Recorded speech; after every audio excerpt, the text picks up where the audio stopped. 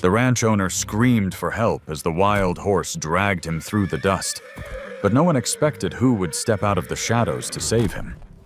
They said the black stallion was cursed, that it had killed every man who tried to break it.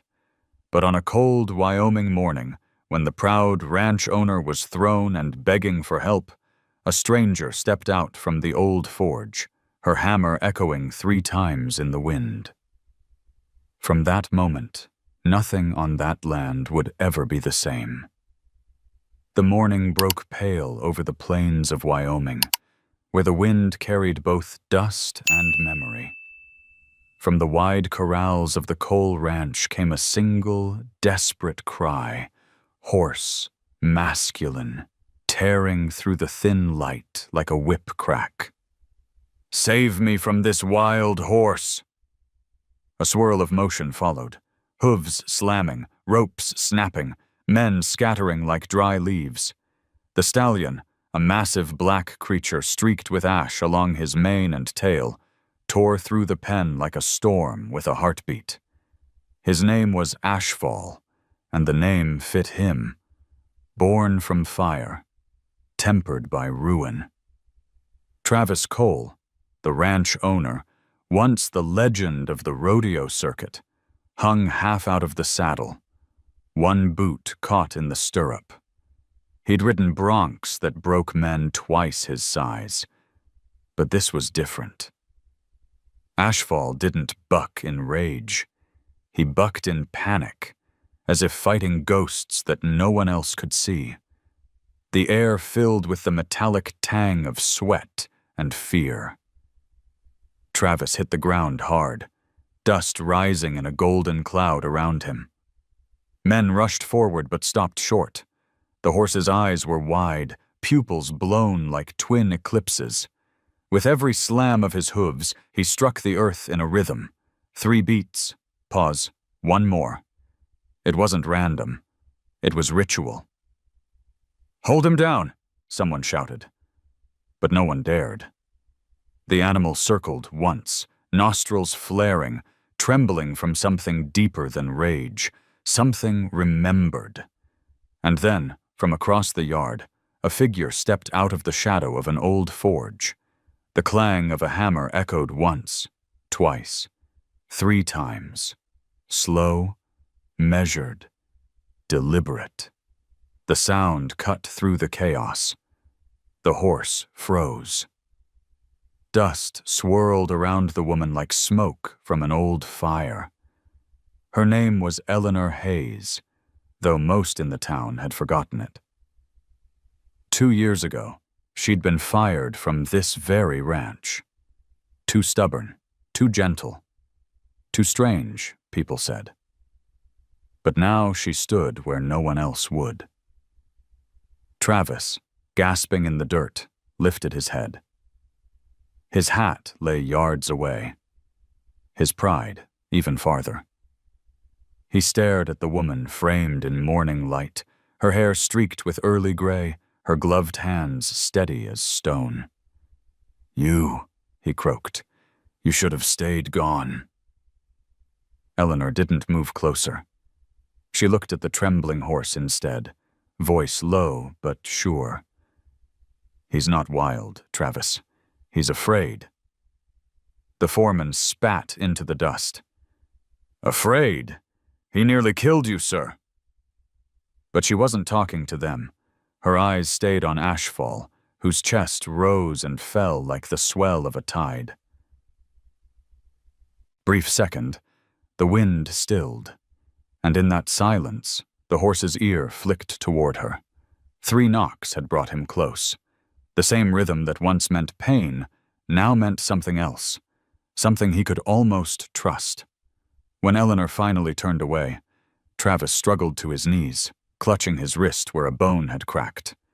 His men surrounded him with questions, but he waved them off, his gaze locked on the fading figure of the woman walking back to the old forge. Her hammer struck again in the distance, 3 slow, even blows. Clink, pause, clink. And every man standing there felt something unspoken shift in the air. like a story that had started long ago was beginning again. That night, the town of Larkspur buzzed with the news. Some said the horse was cursed. Others whispered that the woman had bewitched him. Travis sat alone in his office, hand bandaged, eyes on the framed rodeo photos lining his walls. In every picture, he was younger, taller, louder, untouchable. Now, he could still hear the sound of her hammer carrying through the night wind. 3 beats. A pause. 1 more. Out in the dark, Ashfall paced his pen, head low, breath coming slow. The ranch lights shimmered against his black coat, turning dust into silver. Travis poured a drink he didn't want and whispered into the empty room, "I don't need her. I don't need anyone." But the wind disagreed. It rattled the window pane once, then twice, then a 3rd time. Somewhere in the forge, Eleanor's hammer answered. And for the first time in years, the man who owned everything realized he no longer owned the silence. By the next morning, the story had spread like prairie fire. In the diner at the crossroads, ranch hands swapped versions of it. How the wild horse had gone mad. How Travis Cole had nearly broken his neck. How the old blacksmith woman had stepped out of the smoke like some ghost from the past. They called her Iron Ellie, half in jest, half in awe. Eleanor Hayes, though, paid no mind to talk. In her workshop at the edge of town, the air was heavy with the smell of coal dust and hot iron. The forge, long cold, burned again for the first time in 2 years. Each strike of her hammer echoed down the valley. 3 steady beats, a pause, 1 more, measured like a heartbeat she was trying to remember. Sparks climbed the dark rafters, falling back like tiny comets. Luke Ortega came by before noon, his hat clutched to his chest. He was barely 20, face browned by sun and work. "They said you're back," he began, awkward but earnest. "Mr. Cole doesn't want you near the corrals." Eleanor didn't look up. She turned the glowing shoe with her tongs, her voice calm. "That's fine. I'm not near the corrals." Luke hesitated, watching her quench the iron in water, steam wrapping around her like breath. "You saved his life yesterday," he said. "You should take credit." She smiled faintly. He wouldn't call that saving. He'd call it luck.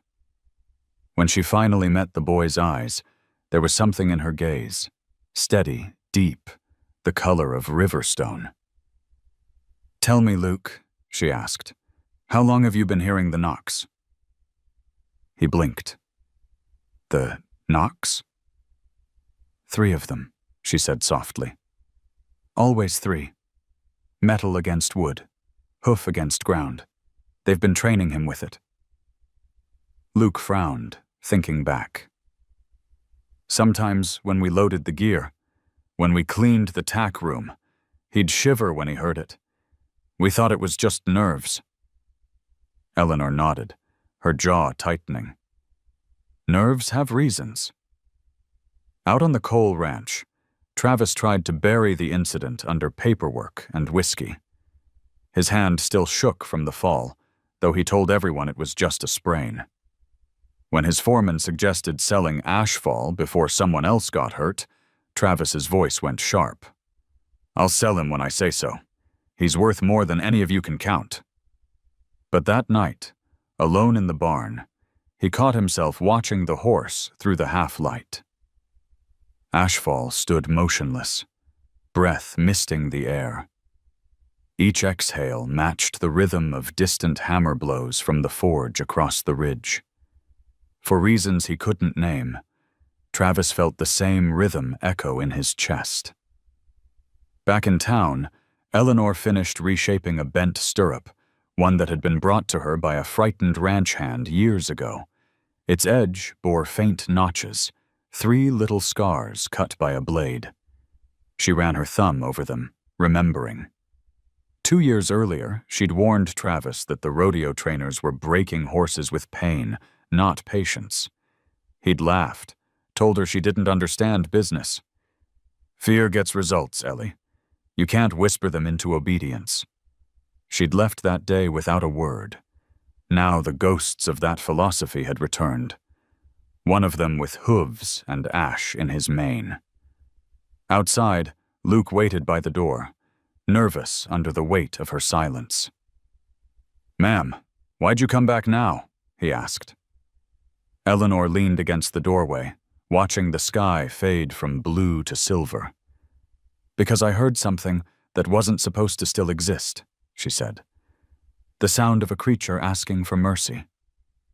She turned the forge fire lower, wiped her hands on her apron, and faced the wide plain where Cole Ranch sat dark against the horizon. "He's not wild," she whispered. "He's remembering." Luke followed her gaze, uneasy. "Mr. Cole won't let you near him." A spark jumped from the forge, hissing in the dust. "Then he'll have to stop me from listening," she said. That evening, when the wind picked up, carrying the scent of iron and burned grass across the valley, Travis stepped out onto his porch. He caught a glimpse of a dull red glow on the far hill, the forge alive again. He muttered a curse under his breath. "She's stirring up trouble." But the words had no conviction. In the distance, faint but clear, came the sound of 3 hammer strikes. Clink, pause, clink. Ashfall lifted his head in the corral, ears turning toward the echo. Travis felt the hair rise on the back of his neck. For the first time since the fall, the mighty owner of Cole Ranch closed his door, not to keep out the cold, but to keep out a truth that was beginning to breathe again. The next dawn came soft, wrapped in the pale blue hush before sunrise. Mist curled over the fields like breath, and the sound of restless hooves echoed from the corrals. Luke Ortega was already there, leaning against the fence, his hands buried deep in his coat pockets. He hadn't slept much. The image of Ashfall, still tense, eyes like molten silver, had followed him into his dreams. When he saw Eleanor walking up the dirt path, carrying her hammer and a small leather satchel, he straightened. "Mr. Cole doesn't know you're coming," he said, voice low. "I'm not here for him," she replied, stepping through the gate. "I'm here for the truth." The horse turned his head at the sound of her boots crunching on gravel. Morning light slid across his coat, revealing something Luke hadn't noticed before. A rough patch of skin burned into the flesh of the shoulder, a faint mark in the shape of a tilted A. It wasn't the Cole Ranch brand. The edges were uneven, the tissue shiny. Healed, but cruelly so. Eleanor stopped a few feet away. "You see it?" Luke nodded, his throat dry. "That's not ours." "No," she said. "That came from before." She didn't reach for him. She just watched, letting the silence hang heavy. Ashfall's ears flicked toward her. He shifted, one hoof pawing the dirt. Each scrape landed in that same rhythm again. 3 strikes, a pause, one more. Luke counted without meaning to. The pattern chilled him. "Who would burn a horse like that?" he asked. Eleanor's eyes stayed on the mark. "Someone who wanted obedience more than partnership." Her voice dropped. "There used to be a rodeo school south of here. They taught control with fire. Pain leaves faster on skin than in memory." Ashfall snorted, muscles rippling. Eleanor lowered her gaze, careful not to meet his eyes directly. "Easy," she murmured.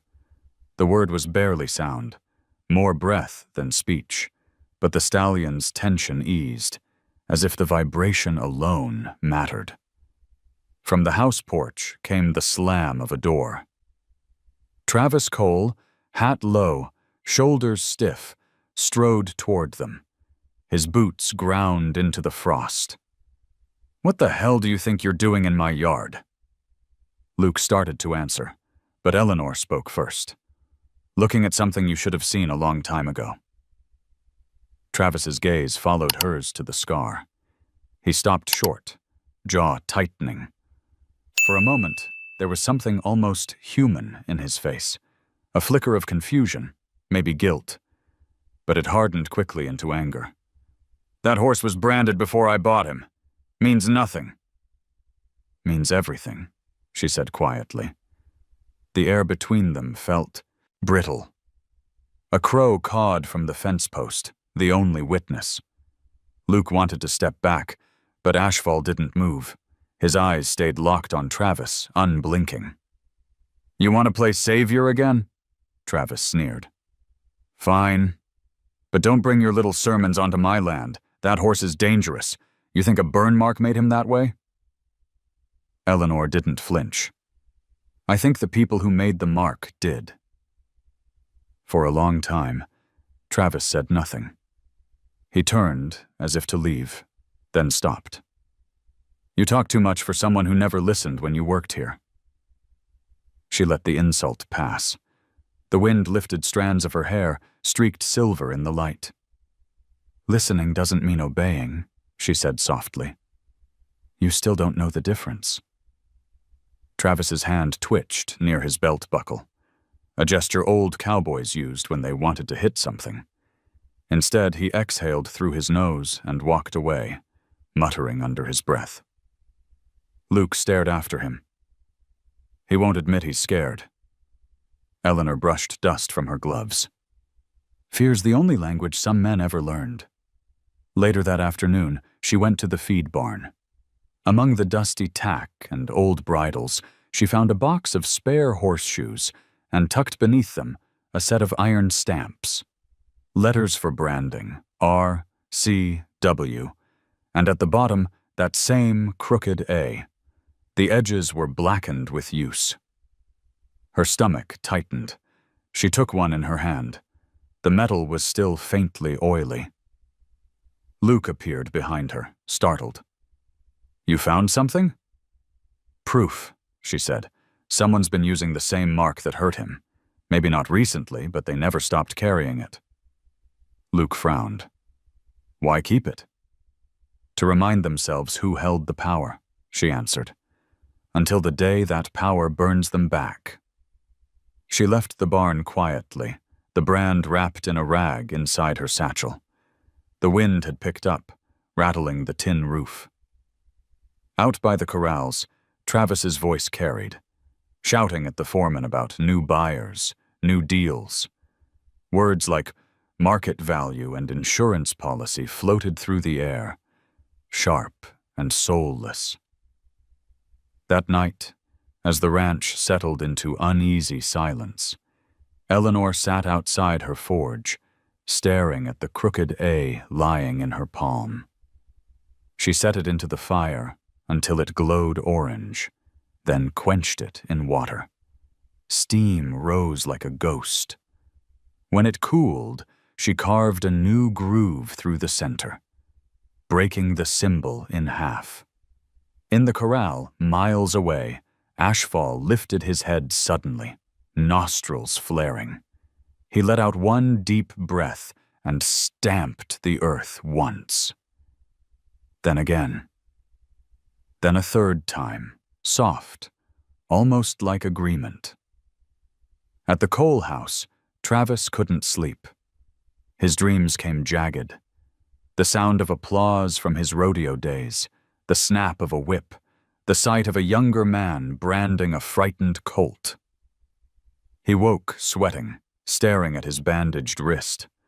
For a long time, he listened to the quiet, waiting for it to end. When the wind rose, it carried the faint smell of iron, like rain before lightning. He whispered to the dark, "That damn horse is cursed." But deep down, under the words, he knew the curse didn't belong to the animal. It belonged to him. Travis Cole woke before dawn, the cold seeping through the thin quilt like a quiet punishment. His house was silent, except for the faint ticking of a wall clock and the occasional creak of the wooden beams. He sat at the edge of the bed, staring at his hands. Calloused, scarred, trembling slightly from pain or memory, he couldn't tell which. Once, those hands had held crowds in the palm of their applause. Once, they had broken broncos, thrown ropes like poetry, and signed contracts that built an empire. Now they could barely fasten a button. He limped to the kitchen, poured coffee that tasted of smoke, and stared through the frosted window toward the barns. Ashfall's dark shape moved in the corral, a restless shadow pacing. The mark on the horse's shoulder haunted him. That crooked A burned into its hide like the echo of his own arrogance. He told himself it didn't matter. But the lie didn't hold. When the foreman arrived, Travis snapped into the old role like armor. "We'll prep the horse for auction again," he ordered. "Word gets out he's dangerous, fine. Someone will still pay. Fear sells better than pedigree." The foreman hesitated. "Sir, he's not ready.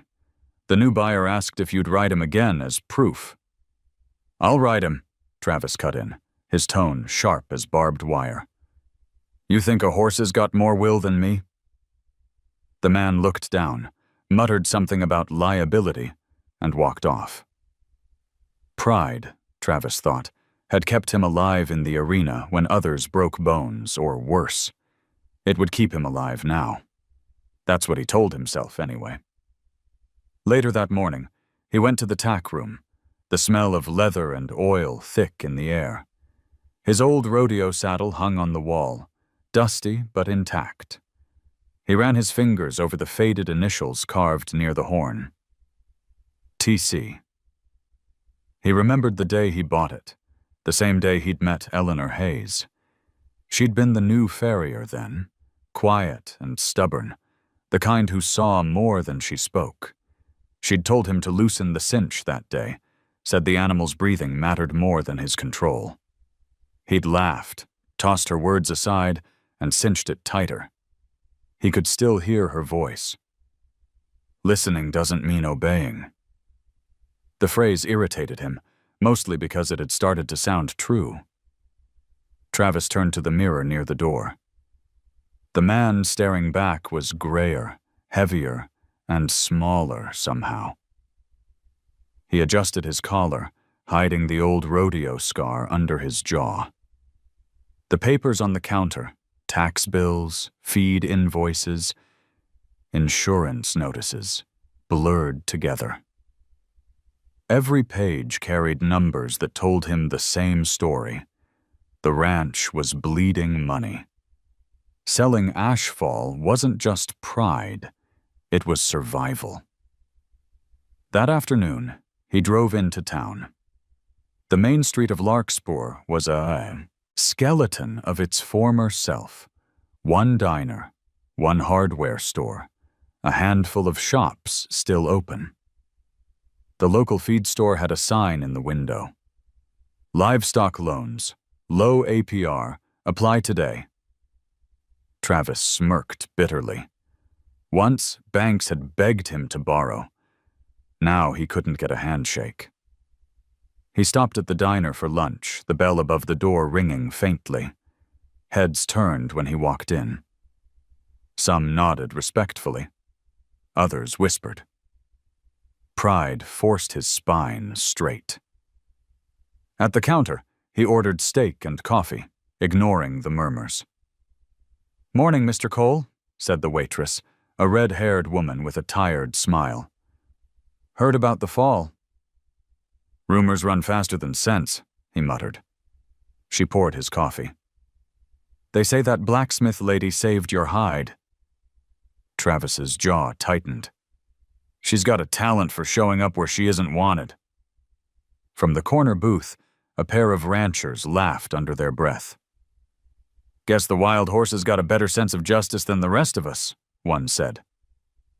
Travis set his cup down harder than he meant to. The coffee splashed.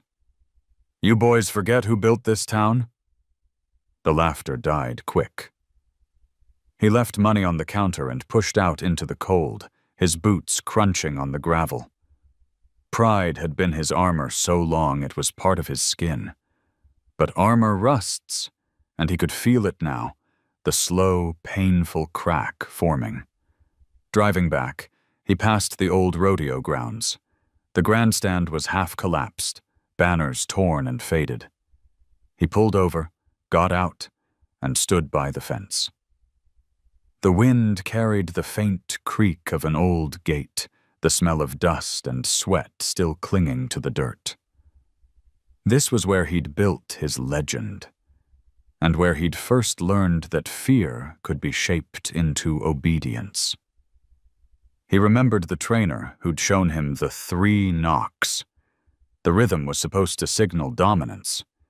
It had worked, until it didn't. As he turned to leave, something caught his eye. A weathered poster still clinging to the back of the grandstand. Cole Ranch Rodeo Championship, featuring Travis Iron Hand Cole. His own face stared back, younger, blazing with confidence. He tore the poster down, folded it once, then stuffed it in his pocket. When he got home, the sun was sliding low, staining the fields with bronze. Ashfall stood near the fence, ears pricked toward the distant clang of Eleanor's forge. The rhythmic sound rolled across the valley, clear as a bell. Clink. Pause. Clink. Travis gripped the top rail, leaning close enough to see the brand again, that cruel letter A, now faint under winter light. The horse's eyes flicked toward him, calm but wary. "You're not breaking me," Travis said under his breath. "Not you, not her, not anyone." Ashfall exhaled through his nostrils, a deep sound that stirred the dust between them. For the first time, Travis noticed how the horse didn't back away, but didn't attack either. It was a stare, between two, creatures who had both lost too much to surrender first. When he turned away, his reflection caught in the window of the barn. An old man clutching the rails, shoulders drawn, pride holding him upright where strength no longer could. Inside, he poured another drink. The glass trembled in his hand. "Fear sells better than pedigree," he whispered again, this time like a prayer to convince himself. Outside, the wind carried the faint clang of the forge again, patient, unyielding, steady. Ashfall lifted his head and stamped once. And for a heartbeat, Travis thought he heard that same rhythm echo back, not from the forge, but from inside his own chest. The wind had turned colder, carrying the smell of snow down from the mountains. The ranch seemed quieter these days. Not from peace, but from waiting. The kind of silence that presses against the walls until something finally breaks. Luke Ortega felt it every time he walked past the corrals, and every time he heard the faint ring of metal from the forge across the valley. That rhythm had begun to live in his head, echoing even when the world was still. That night, he couldn't sleep. The bunkhouse felt too tight, too full of whispers about the woman in the forge and the horse no one could tame. When the moon climbed high, he slipped outside. The frost crackled under his boots as he crossed the yard toward the stables. Inside, the air was warm with the smell of hay and horse breath.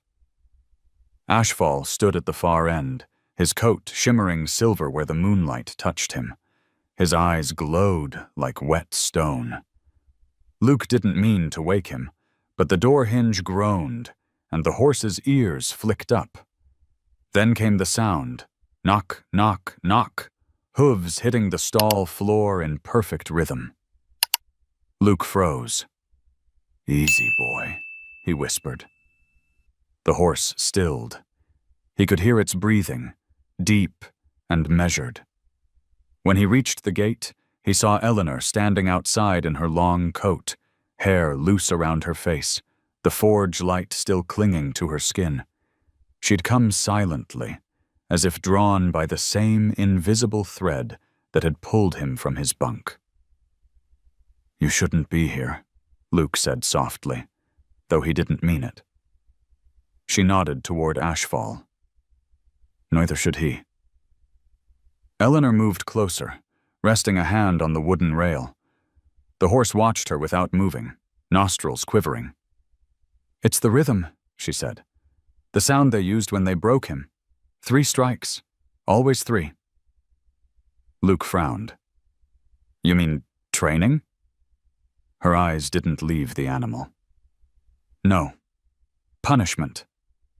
The word hung in the air like frost. She reached slowly into her coat pocket and pulled out something small, the broken branding iron she'd found. The crooked A now split clean through the center. Luke's stomach tightened. "They used this?" he asked. She nodded.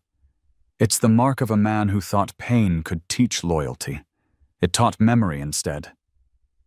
Ashfall shifted, hooves scraping the ground once, twice, 3 times. Eleanor breathed in through her nose and replied with 3 soft taps of her hammer handle against the fence. Slower, gentler. The horse's head dropped a few inches, his muscles loosening. "That's it," she whispered. "That's listening." Luke had seen men tame horses his whole life, but never like this. Not with silence, not with rhythm. He felt like he was watching a prayer being answered in metal and breath. "Why does he trust you?" Luke asked. Eleanor smiled faintly. "I don't think he does yet. But I speak the same language, the one that starts in pain and ends in patience." The barn door creaked again. Both turned. Travis Cole stood there, his face hard, his silhouette framed by lantern light. He looked older than he had a week ago, eyes sunk deep under the brim of his hat. "You two have lost your minds," he said. Eleanor didn't move. "You still think the horse is the problem." "I think you're trying to ruin me," Travis shot back. "You and your stories about scars and memories. He's just an animal." Ashfall snorted, stamping once, as if to disagree. Eleanor's voice dropped low. "Then why does he remember your voice better than your touch?" Travis stepped forward, anger flashing. "I don't need a sermon from a farrier who couldn't keep a job." She held her ground. "No, you need a conscience." For a moment, no one breathed. Then the horse's hoof struck again, 3 times. The sound filled the barn like thunder. Travis flinched. The rhythm hit something inside him he didn't want to name. "Stop that!" he barked. But Ashfall didn't stop. Eleanor raised her hammer handle once more, tapping the fence in reply. Slower this time, like a lullaby. The horse's hooves quieted. The air trembled with something that felt like understanding. Travis's jaw clenched. "You're making him worse." "No," she said. "You made him worse. I'm teaching him that not all knocks mean pain." He looked at her, speechless, then turned on his heel and stalked out into the night. The door slammed. Luke exhaled, shoulders sagging. "You shouldn't push him like that. He'll fire you again." Eleanor brushed dust from her sleeve. "You can't fire someone who's already gone." They left the barn together, the cold biting sharper now. Above them, the stars burned like scattered nails across black iron. From somewhere behind, a single hoof tapped the earth once more. Soft, hesitant, alive. The next morning, the ranch woke uneasy. Travis didn't mention the encounter, but his orders came colder. He told the foreman to tighten security around the corral to stop the blacksmith from coming near. Men whispered that the auction would happen soon, no matter what. Luke tried to keep his head down, but he caught sight of Travis later that day, standing by the fence, watching ash fall through narrowed eyes. The man's hand twitched near his hip, fingers brushing the handle of his old riding crop. He lifted it halfway, then stopped. The horse didn't move. Neither did he. For a full minute, they stood like that. Two creatures locked in the same cage of pride and fear. Then Travis lowered his arm and walked away, muttering under his breath. That night, Eleanor hammered until the stars blurred in her eyes. Her hands ached, her shoulders burned, but she didn't stop. Each strike sent sparks into the darkness, each echo a message. 3 knocks don't have to hurt.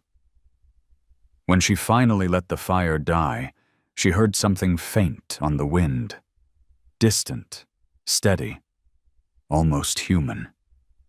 It was the sound of a single hoof tapping 3 times, answering her from across the valley. And in that fragile moment, the woman and the horse, neither wild, neither tame, shared the same rhythm. The morning of the auction broke too bright for November. The air was dry, sharp, and filled with a light that made every flaw visible, from the cracked paint on the barn doors to the dark half-moon under Travis Cole's eyes. Trucks rolled into the ranch one by one, engines humming, boots thudding against the frozen dirt. Men with money and empty hearts had come to see the wild horse of Larkspur. Some came for spectacle, some for a bargain, and some just to see if the rumors were true. Travis stood near the corral, his coat buttoned tight, his jaw locked. Pride had turned into armor again, and he wore it like a man walking into war. "Keep him calm," he barked to the handlers. "Don't let him see the crowd until I say." Luke Ortega adjusted the ropes nervously. He'd spent the last week feeding Ashfall in silence, trying not to think about the woman who'd taught him that silence was its own kind of language. He hadn't seen Eleanor since that night in the barn, but he felt her absence like a missing sound. When the horse was let out, the crowd pressed forward. Cameras clicked. Cell phones glinted in the sunlight. Ashfall came out slow, his muscles coiled, his head high. The scar on his shoulder caught the light like a buried ember. Travis stepped into the pen, hat low, voice booming. "Ladies and gentlemen, what you're looking at is power. Pure, unbroken power." He said the words like he was still trying to convince himself. Eleanor stood at the back of the crowd, her coat collar pulled up, eyes hidden under the brim of her hat. Luke spotted her and gave the smallest nod. She didn't move. She just watched. Travis circled the horse, speaking louder. "They say he's cursed. I say he's misunderstood, and I'm going to prove it." The handlers exchanged uneasy glances. One whispered, "You're not riding him again, are you?" Travis didn't answer. He grabbed the saddle, cinched it tight. Every pull of the strap sounded like a dare. The bit gleamed in the sun, too clean, too sharp. When he slipped the bridle over Ashfall's head, the horse's ears flattened. Eleanor's heart knocked once, hard, inside her chest. She saw the stirrups, heavy, reinforced with a hidden locking piece near the base. She recognized the design immediately. Someone had modified them after she'd left the forge years ago, a cruel trick to keep a rider mounted even if the horse panicked. The same design that had crippled others in rodeo circuits. She stepped forward, voice clear. "Travis, stop. Those aren't safe." Heads turned. The crowd murmured. Travis looked at her, eyes narrowing. "You again." "Listen to me," she said. "That rig isn't standard. You use it, you won't be able to pull free if he bucks." Travis smirked, loud enough for everyone to hear. "I don't plan on falling."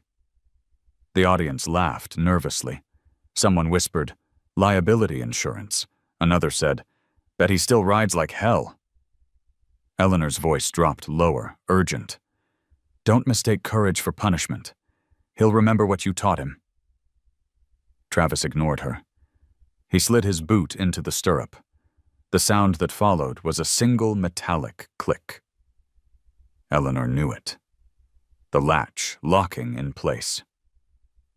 Luke froze where he stood. Travis swung up into the saddle, gripping the reins. The horse stiffened, muscles rippling under the black sheen of his coat. The crowd hushed. For a heartbeat, the world was still. Then came the rhythm. Knock, knock, knock. Not from Eleanor's hammer this time, but from the fence rail, hit by some careless hand in the crowd. The sound carried through the air like a command from an old ghost. Ashfall's head snapped up. His eyes went wide, silver and wild. Travis pulled on the reins. "Easy!" But it was too late. The horse launched upward, front hooves slicing the air. The crowd gasped, stumbling back. Travis held on, his boot trapped by the hidden catch. Ashfall twisted, screaming in a voice that didn't belong to an animal. It was rage and terror mixed, the memory of pain reborn. Eleanor pushed through the people, shouting, "Open the gate! Let him run or he'll kill himself!" The foreman hesitated. Travis's voice thundered, "Don't you dare!" Then the bit caught the sunlight again, and something in Eleanor snapped. She reached for the gate latch herself. Luke ran to help, pulling the chain free. The gate burst open. Ashfall lunged forward, tearing out of the pen. Travis shouted, one boot free, the other locked tight. The saddle shifted. For one horrifying moment, man and horse became a single, writhing silhouette against the sun. Dust exploded into the air, turning the light into smoke. Then, silence. When it cleared, Travis was on the ground, gasping, the crowd too stunned to speak. Ashfall stood a few yards away, trembling but still. His chest heaved, his eyes searched the open field. The brand on his shoulder looked darker now, almost red under the light. Eleanor approached slowly. "It's over," she whispered.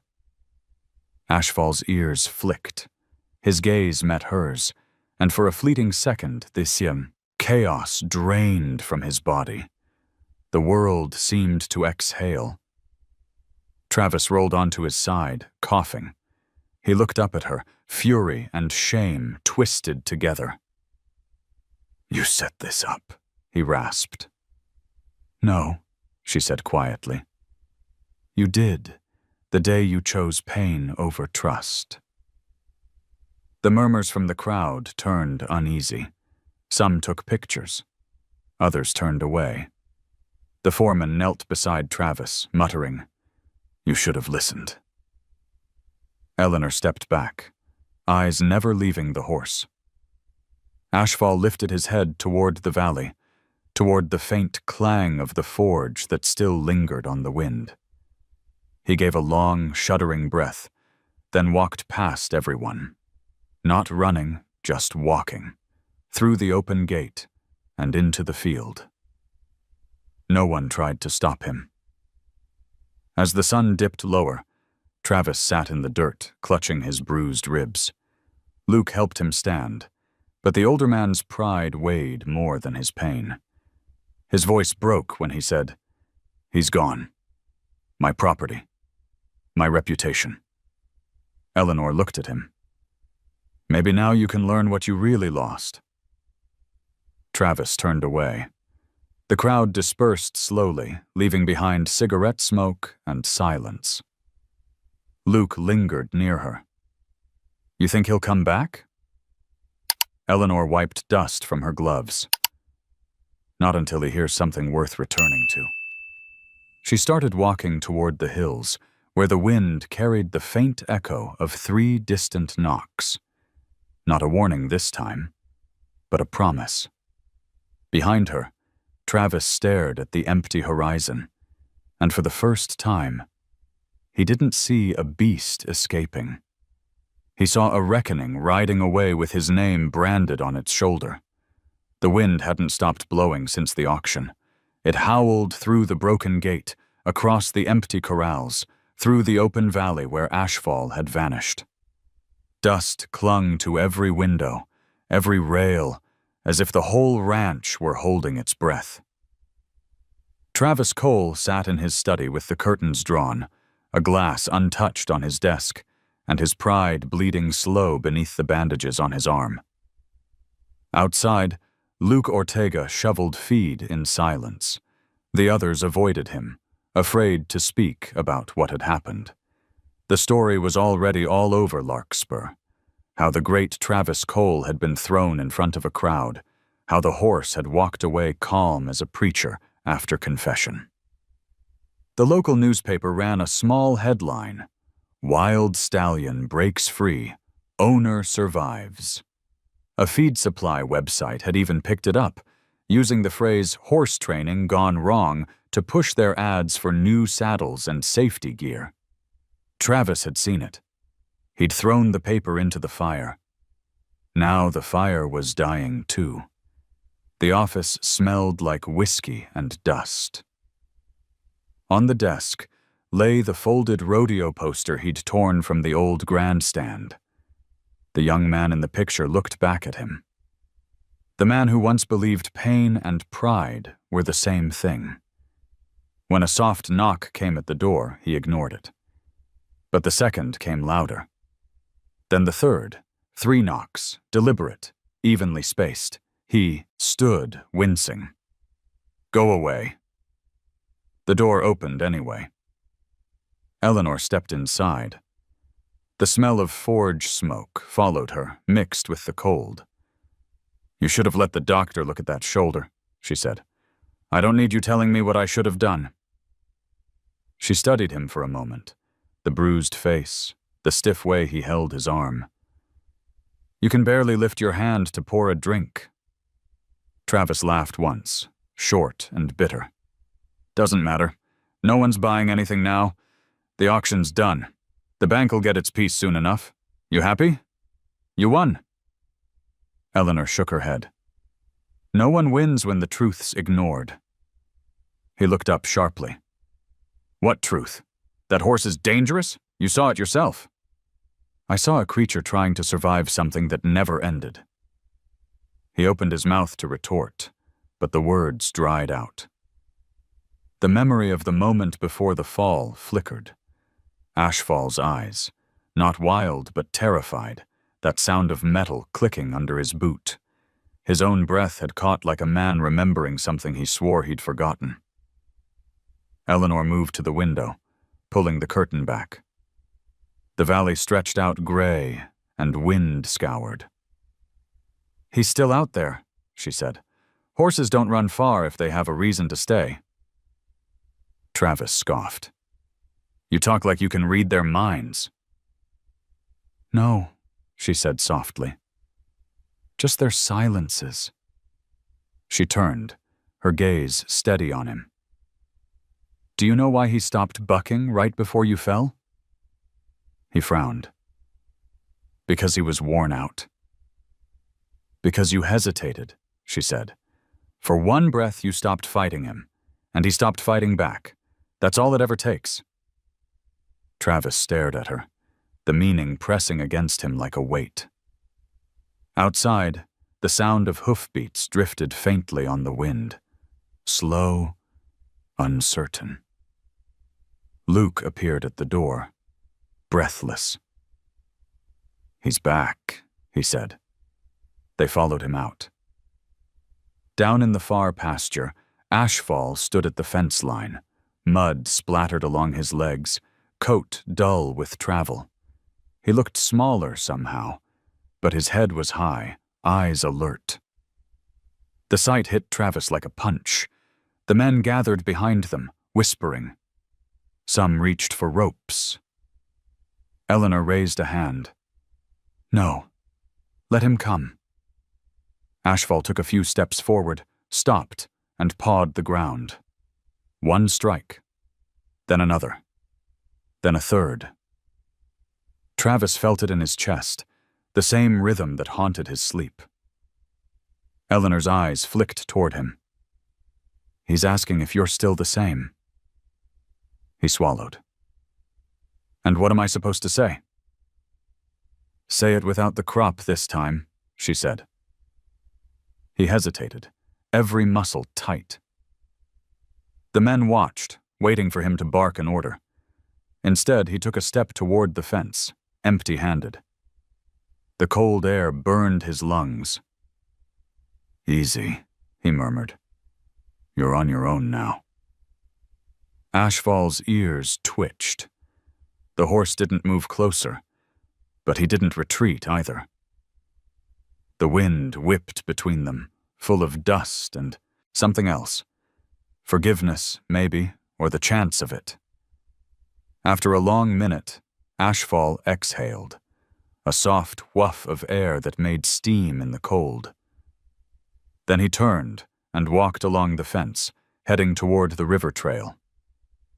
He came back to remind you, Eleanor said quietly. Of what? Travis asked, though part of him already knew. That you can't outrun what you made. He turned to her, his expression brittle. You think you've got me all figured out? No, she said. I just see what you're still running from. For the rest of the day, Travis avoided the corrals. He limped through chores, speaking to no one. The men didn't ask questions. When night came, he sat alone by the barn, a lantern flickering beside him. Somewhere in the dark, he heard the faint echo of hooves again, not running this time, just pacing. He found himself speaking aloud. I tried to make him something better, stronger. Isn't that what we're supposed to do? The wind answered with a hollow sound against the barn wall. Knock, knock, knock. Travis shut his eyes. The next morning, he saddled his old gelding and rode toward the river trail. The frost was thick, the earth frozen hard. He followed the tracks until he found them, hoofprints deep in the mud, leading to the bend where the river widened. There, on a patch of frost-bitten grass, Ashfall stood drinking, calm as a whisper. Travis dismounted, keeping his distance. The horse lifted his head, water dripping from his muzzle. For the first time, Travis saw not defiance, but exhaustion. The kind of tired that comes from carrying too many ghosts. He dropped the reins and let them fall into the dirt. All right, he said quietly. I'm listening. The wind stirred the reeds, and far off, a sound rose from the valley, faint, metallic, 3 slow hammer strikes from Eleanor's forge. Ashfall flicked an ear toward the sound, and then back to Travis. The horse didn't run. Neither did the man. They stood in the freezing dawn, two survivors learning the hardest thing either of them had ever known: how to stay still. Snow came early that year. It fell in slow spirals over the valley, covering the broken ground of Cole Ranch, softening the scars left by hooves and pride. By December, the corrals were quiet, the air so still that sound itself seemed afraid to move. The forge, though, still breathed smoke into the sky. Every few hours, faintly from the hill, came the rhythm of Eleanor's hammer, slow, deliberate, like a heart that had learned not to rush. Travis Cole watched the hill from his porch each morning, coffee steaming in his hands. His arms still ached from the fall, but it was the kind of ache he didn't mind. Pain, at least, meant something was healing. What unsettled him was the silence that followed those hammer strikes. It filled the spaces between his breaths, as if waiting for him to answer. Luke Ortega had taken on most of the work now, guiding them, remaining horses to feed in the snow. He'd grown quieter, too, slower in speech, more patient. Sometimes, when he worked in the stalls, he'd mimic the rhythm of Eleanor's forge, tapping gently on the wood so the horses would settle. He told Travis it calmed them. "Can't argue with results," Travis muttered the first time he saw it. But something in him softened. Ashfall hadn't left the valley. Every few days, Luke spotted him near the river bend or on the ridge at dusk, standing like a sentinel against the fading light. The scar on his shoulder looked paler now, healed over into something that no longer screamed but whispered. One morning, after a long stretch of silence, Eleanor appeared at the ranch. She didn't knock. She never did. Travis found her standing in the barn, running her hand along the empty stalls. The smell of hay mixed with cold iron. "You came to check on the ghost?" he said from the doorway. "I came to see if the living were still listening," she replied. He smiled faintly, the expression cracked, but real. "You talk like a preacher." She shrugged. "Only when the sermon's worth hearing." They stood there for a moment, the quiet between them neither hostile nor easy. Then she reached into her coat and placed something on the feed table. A new horseshoe, polished smooth, no marks, no brand. "It's for him," she said. "Forged without fear." Travis stared at it. "You think he'll let me close enough to use it?" Eleanor looked out the window toward the ridge. "You won't need to. Just leave it where he can find it." He turned the shoe over in his hand, feeling its weight. It wasn't just iron. It was proof that change could be shaped by heat and patience. That night, under a thin crescent moon, Travis rode out alone. The snow crunched under the gelding's hooves, the cold sharp enough to bite through his gloves. At the riverbank, he dismounted, setting the new horseshoe on a flat rock near the water. "For you," he said softly to the darkness. "In case you come home." The horse didn't appear that night, or the next. But every morning, Travis returned to check. Each time, the snow around the stone was disturbed. Faint hoof prints, a sign that someone had been there. It was enough. Weeks passed. The ranch changed in small ways. The men worked quieter. The animals moved calmer. Even Luke started humming when he cleaned the stalls.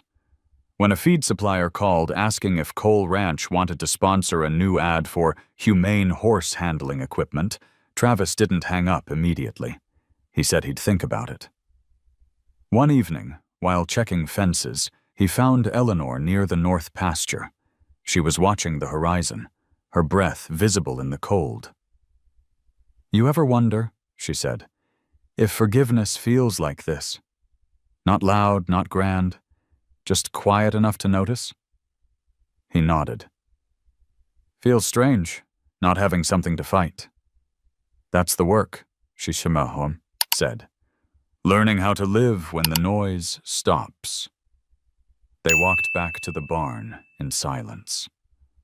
Inside, the lanterns burned low. Travis took off his gloves and rubbed his hands together. The skin was rough, but he could feel warmth again.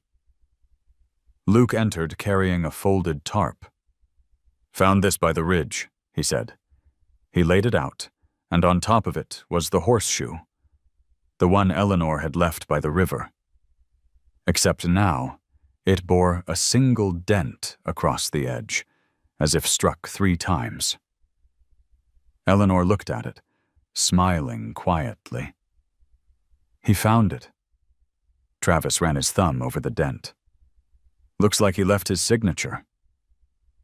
The 3 of them stood there, listening. Outside, the wind shifted, and from far off came a familiar sound. 3 soft knocks, not from a forge or a hammer this time, but from the frozen earth under hooves. Eleanor whispered, "He's telling you it's safe now." Travis closed his eyes, breathing deep. For the first time in years, he didn't see flames or falling. He saw the open field, the quiet strength of an animal that had survived every mistake a man could make.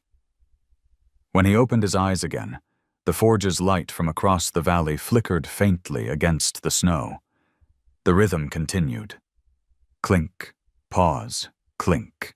Steady, human, alive. He turned to Eleanor. "You think he'll come all the way back?" "Only when you stop waiting," she said. "The stillness has to start with you." Later, when everyone had gone to bed, Travis stepped out onto the porch. The stars were clearer than he remembered, sharp enough to hurt. He could feel his heartbeat matching the slow, patient rhythm from the hill. Somewhere out there, he knew Ashfall was listening too. In that moment, man, woman, and animal shared the same silence, not empty, but full of things finally understood. By the time the snow melted, the river had returned, not as water, but as a thin vein of dust cutting through the valley. Spring came reluctantly to Wyoming, painting the world in shades of gray and pale gold. Grass sprouted where hooves had scarred the earth, and the Cole Ranch, once loud with shouting, breathed quieter now. Travis Cole walked with a limp that no doctor could fix, but there was a steadiness in his stride that hadn't been there before. He'd stopped shouting orders, stopped pretending he could outwork silence. Luke Ortega noticed it first, the way the rancher paused before speaking, how he listened before answering. "Never thought I'd see the day," Luke teased one morning, brushing down the gelding. Travis grinned, faint but genuine. "Miracles happen when you shut up long enough to notice." He meant it. The ranch was healing, in its own slow rhythm. Eleanor Hayes still came by some evenings, her forge hammering faintly in the distance. She'd started teaching Luke the basics of farriery, shaping iron with care instead of force. Each time she visited, Travis felt that same uneasy gratitude he never knew how to say aloud. But the peace wasn't complete. Every sunset, he'd find himself staring toward the far ridge, where the dust drifted in long ribbons. Ashfall had been gone for weeks now. The horseshoe he'd left, dented with 3 faint marks, sat on Travis's desk like a small monument. It wasn't just a symbol. It was a conversation frozen in iron. One evening, a storm rolled in from the west, dark clouds swallowing the horizon. The wind rose, carrying grit that stung the eyes. Travis watched it from the barn doorway, feeling something stir. Not fear, not guilt this time, but memory. The same wind had carried him through rodeos, through youth, through mistakes he couldn't name. Luke appeared, hair full of dust. "Fence line's down by the creek," he shouted over the roar. "If we don't fix it, the cattle will scatter." Travis grabbed his gloves. Let's go. They rode through the rising storm, visibility shrinking to a blur of gray.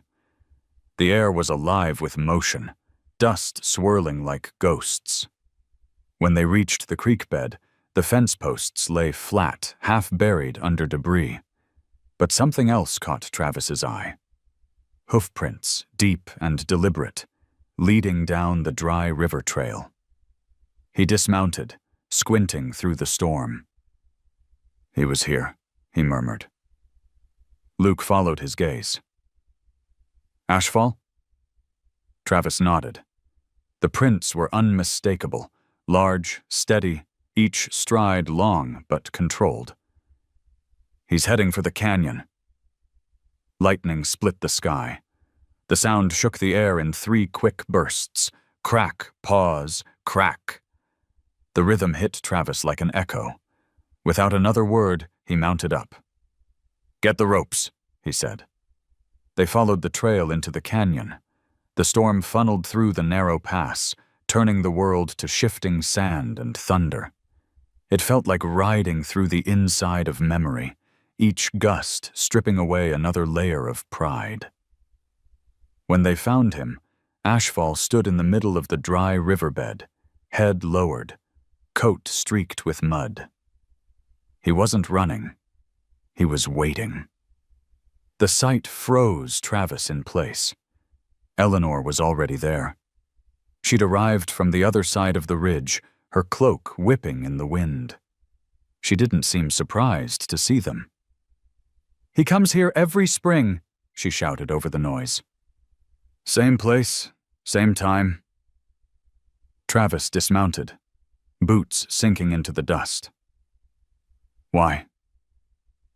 To remember, she said. This is where they burned him. The words hit him harder than the wind. He looked at the scar on Ashfall's shoulder, then at the ground beneath their feet, blackened earth half hidden under the sand. A faint smell of iron still lingered, old but not forgotten. Ashfall raised his head, ears flicking toward the wind. Then he stepped closer to Travis, slow and deliberate. The storm quieted, as if the air itself held its breath.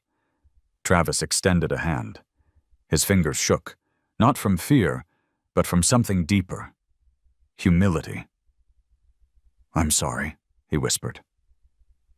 The horse stopped in time, arm's length away. Then, without warning, he lowered his head and nudged the man's palm. Just once.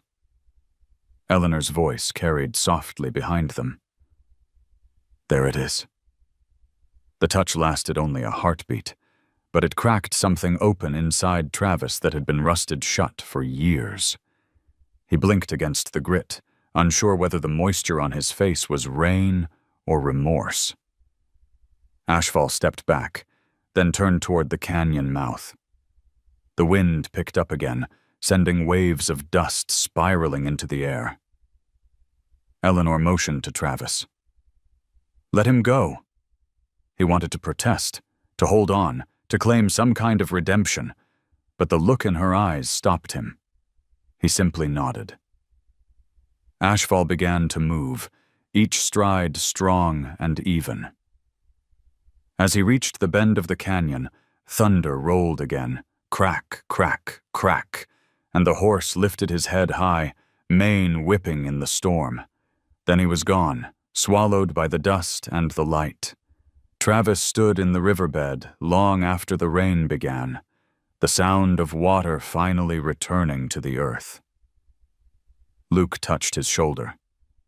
You all right? Yeah, he said quietly. For the first time, I think I am. When they rode back to the ranch, the world felt different, washed clean, lighter. The next morning, the air smelled of wet clay and new beginnings. At the edge of the corral, where the storm had torn down an old sign, something glinted in the mud. Travis bent to pick it up, a fragment of metal, half a horseshoe. It bore 3 small indentations, perfect and deliberate. He smiled. Guess he left me one last lesson. Eleanor arrived soon after, her eyes soft but knowing. What lesson's that? That not everything broken needs fixing, he said. Some things just need space to breathe. She nodded, and together they looked out over the fields where sunlight spilled like mercy. In the distance, the forge clanged once, not 3 times now, just once, a single note hanging in the still air. A promise kept. The year turned, and with it, the valley changed its color again. The high plains of Wyoming glowed gold beneath a soft spring sun. The same light that once revealed scars now fell warm and forgiving on everything it touched. Cole Ranch no longer carried the weight of its name like a burden. The fences had been mended, the barns painted anew. What hadn't been fixed remained simply as it was, proof of what survived. Travis Cole had grown quieter. The limp stayed, but the bitterness didn't. Each morning, he walked the fence line with Luke, sometimes talking about work, sometimes not at all. The silence between them had become its own kind of friendship, steady as the rhythm of hooves on open ground. Eleanor Hayes still came around, though less often. She spent her days working the forge, training Luke in the art of shaping metal with patience. At night, her hammer fell slow and even, and its echo drifted across the valley like a heartbeat that never forgot. People in town said they could tell the weather by her rhythm. 3 clear strikes meant calm winds, 2 meant rain, 1 meant change. For Travis, those sounds no longer haunted him. They kept him company. One evening, he rode out to the ridge alone. The grass whispered under the breeze. The sky bled red and purple where the sun slipped behind the hills. He stopped near the riverbed, the same place where the storm had once swallowed everything, and dismounted. The air smelled of wet earth and sage. From his coat pocket, he took out the broken horseshoe he'd found weeks ago, the one marked with 3 small dents. He turned it over in his hand. The metal had dulled, edges worn smooth, but it still carried the memory of touch, the kind that hurt once, but healed over time. He knelt and buried it under a flat stone beside the trail. "You earned your freedom," he whispered. "Guess it's time I earned mine."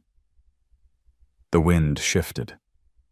For a moment, he thought he heard hooves in the distance, a steady rhythm rolling low and deep. He looked up, scanning the horizon. At first, there was nothing. Then, faintly against the dying light, a dark shape appeared on the ridge. Ashfall. The stallion stood still as the sky behind him burned gold. His mane lifted in the breeze, silver streaks catching the last sun. He didn't come closer, didn't flee. He just watched. Travis felt his throat tighten. "You came back," he said softly. The horse flicked an ear. Then came that sound, the one that had once meant pain, then fear, and now something else entirely. 3 slow knocks, hoof against rock. Travis smiled, the lines around his eyes deepening.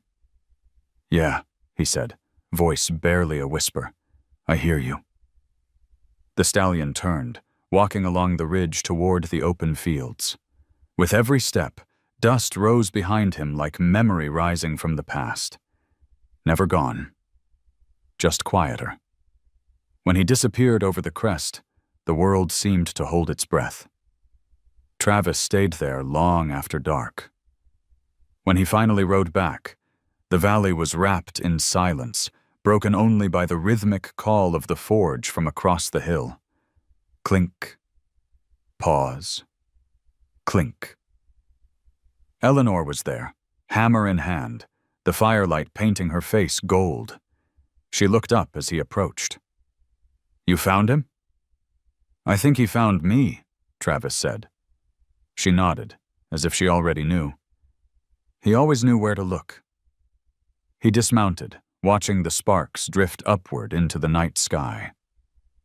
"Funny," he said. "All that time, I thought I was teaching him something. Turns out he was waiting for me to listen." Eleanor smiled, the kind of smile that comes from knowing both pain and peace.